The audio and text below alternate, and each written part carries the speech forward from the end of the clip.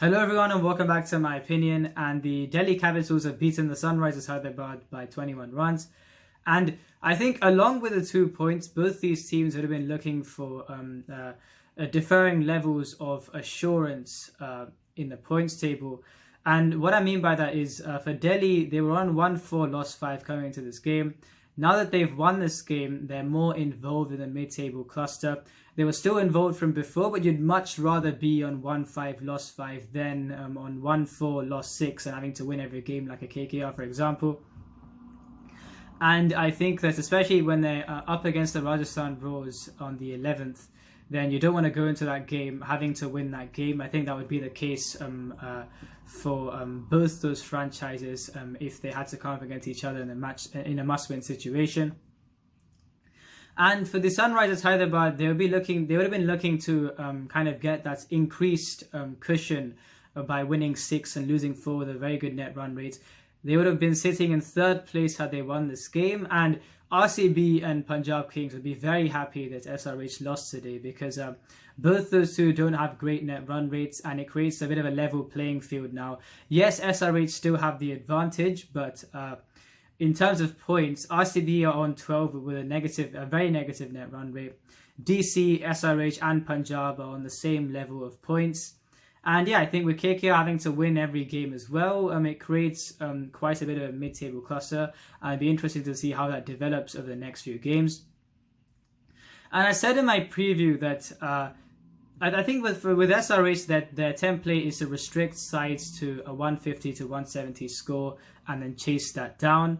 But against CSK when they conceded 200, and against the Delhi Capitals today when they conceded 200, and against Rajasthan when, yes, the bowling from Rajasthan was brilliant, but I think in all those 3 games they wouldn't have preferred chasing that 200 plus total. They would have much rather been chasing a 150 to 170 score. And that's why I thought Delhi Capitals still had an opportunity on a belter of a surface to post a high score. They did exactly that. And SRH recovered really well, I thought, after being 37 for 3 in 7 overs. And that's pretty much the phase where they lost the game in the second innings. But in the end, they got 186 for 8. So a good effort after that point in time. But unfortunately, it was a bit too late. And the Capitals won by 21 runs.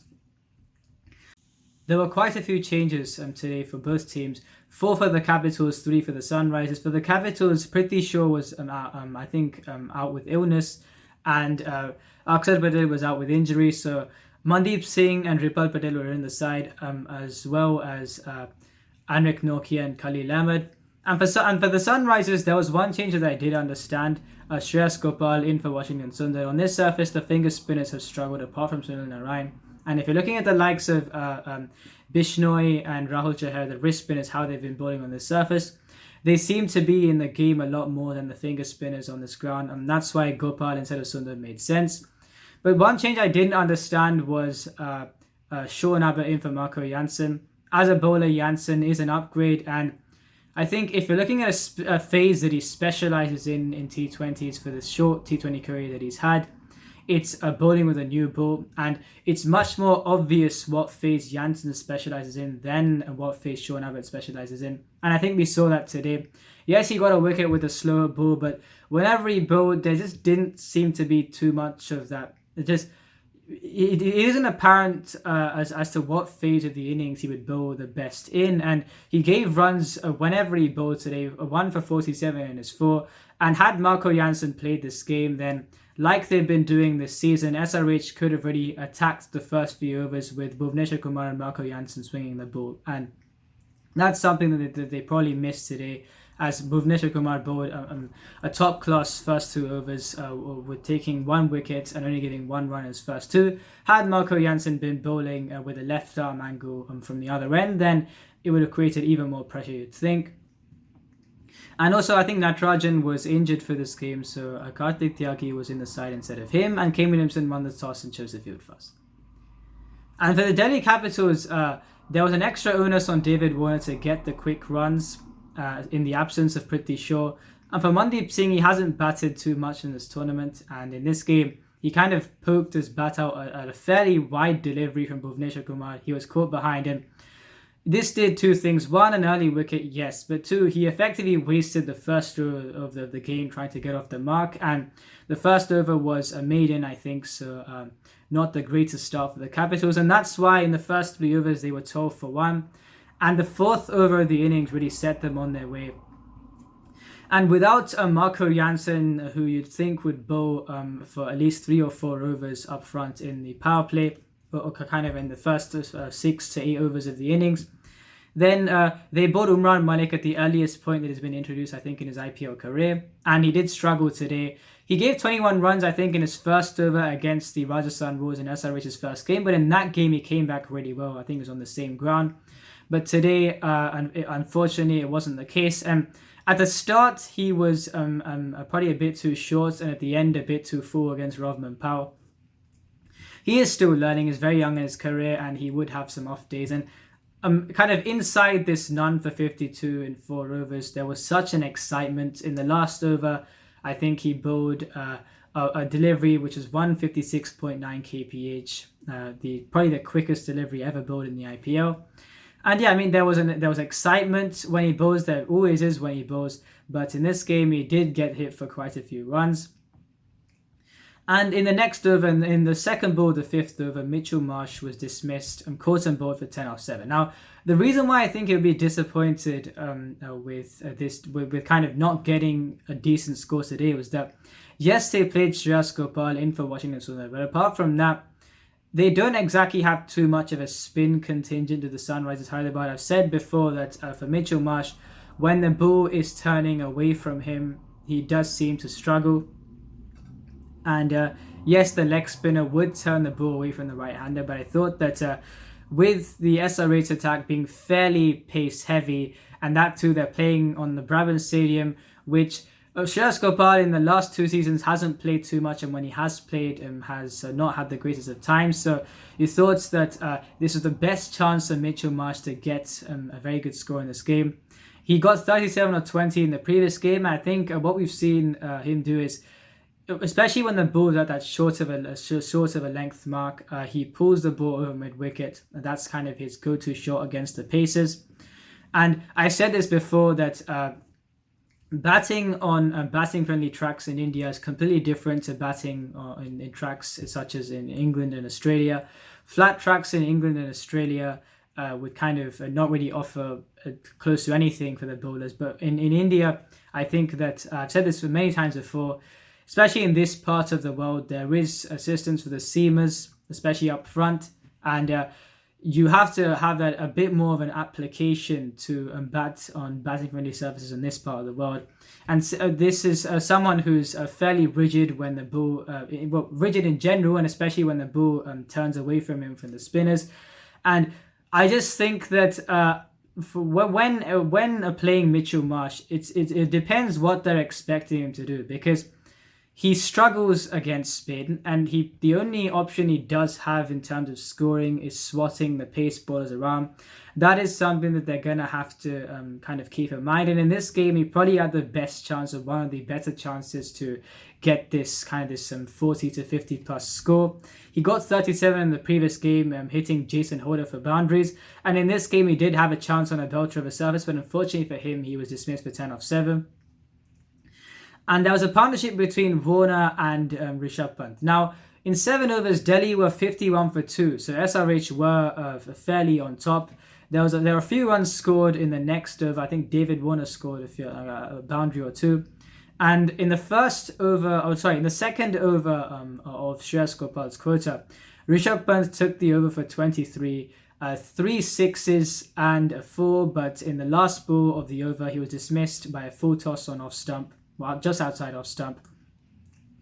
An unlucky dismissal who's going really well, but what that did was from 51 for 2 in 7 overs, the Delhi Capitals were going at above a rate of 9 and over at 85 for 3 and 9.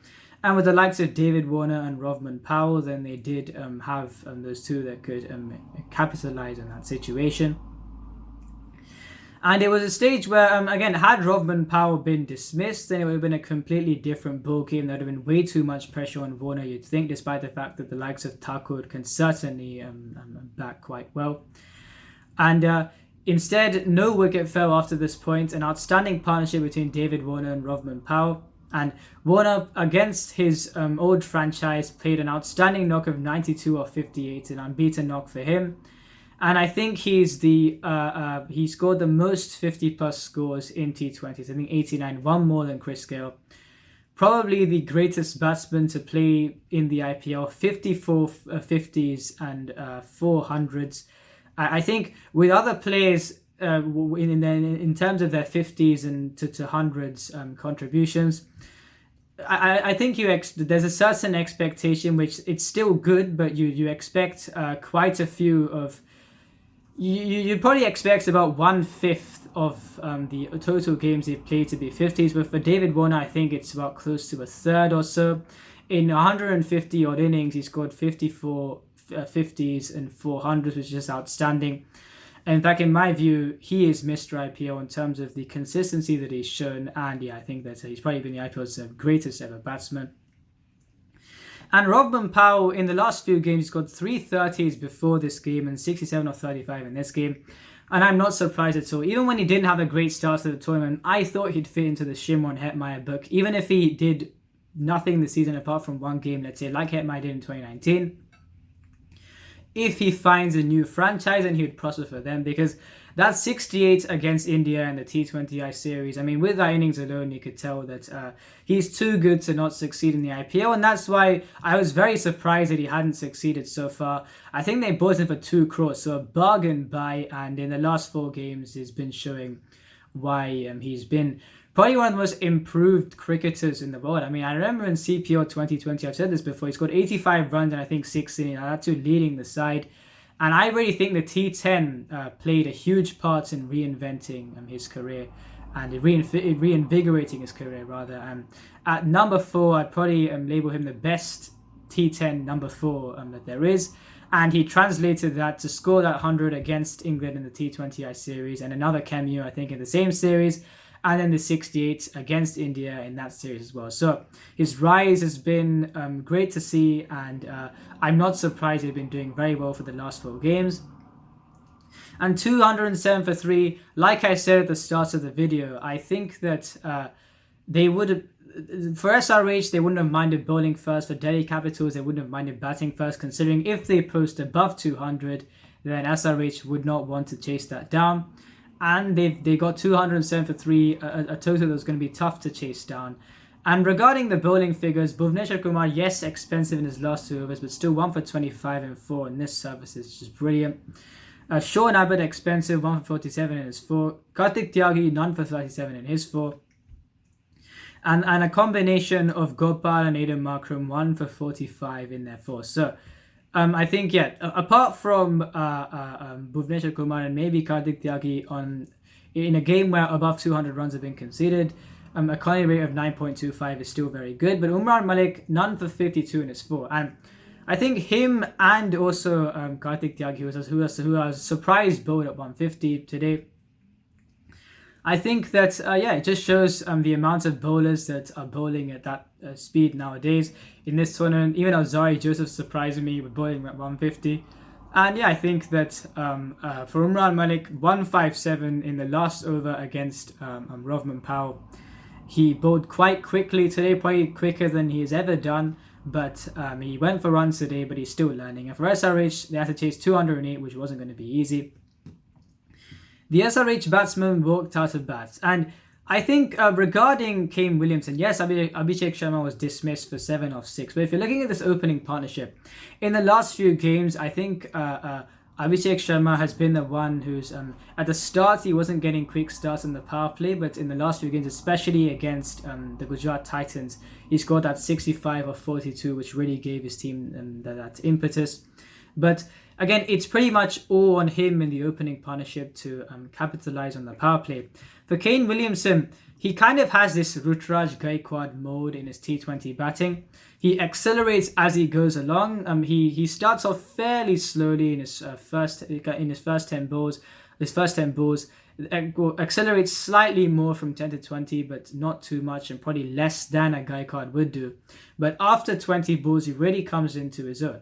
And in this tournament, there have been very few times where he's faced 20 balls or more, and when he has done, he hasn't really got that acceleration that he would have wanted. In the 50 against Gujarat Titans, yes, they won the game, never when chasing a 160 or close to 170 score, not 200 like they were chasing against CSK. And apart from that, he's not really got that great score at all. 4 of 11 today, and I think the problem is as I said, he's not getting to that 20 ball mark for kind of often enough. And the two times that he has got there, I think he hasn't really gone at the strike rates that he would have wanted to go. They got away with it because they were chasing 170 against the Titans, but against CSK, they did find that was something which wasn't going great for the team in the second innings. And yeah, 4 of 11 this game. The problem is that he's been taking time for his first 10 balls and then getting out. So when you're chasing a score of 208, you'd want to kind of start off straight away. This is something that SRH haven't had to do too much throughout this tournament, apart from 3 occasions. And 4 of 11 for him puts pressure on the other players. And I think in the first 7 overs or so, the SRH were 37 for 3, and they pretty much lost this game in the first 7 overs. They were chasing quite a big score, something outside their comfort zone, you'd think, in 208. And I think as opposed to in 2018, when they got to the final, apart from Kane Williamson and Shikhar Dhawan, I don't think anyone else had really a standout year with the bat, and there was a lot of pressure on those two. They had Tripathi, Markram, and Nicholas Bourne, and Shashank Singh has been very good in the cameos that he's played. So I think that they did have this kind of the power to get over the line, but with the start that they got, it was going to be very hard for them to get over the line from there. And with Rahul Tripathi being dismissed for 22 of 18, the kind of catalyst at number 3, that was a wicket which against CSK and today when chasing 200 plus totals, that did hurt SRH, and there was a lot for Aiden Markram and Nicholas Bourne to do. And there was an outstanding partnership of 60 runs between Aiden Markram and Nicholas Bourne. You thought that along with Tripathi, those two would be the players that they'd rely on to do the bulk of the job, and then Shashank Singh if needed to play those cameos at the end.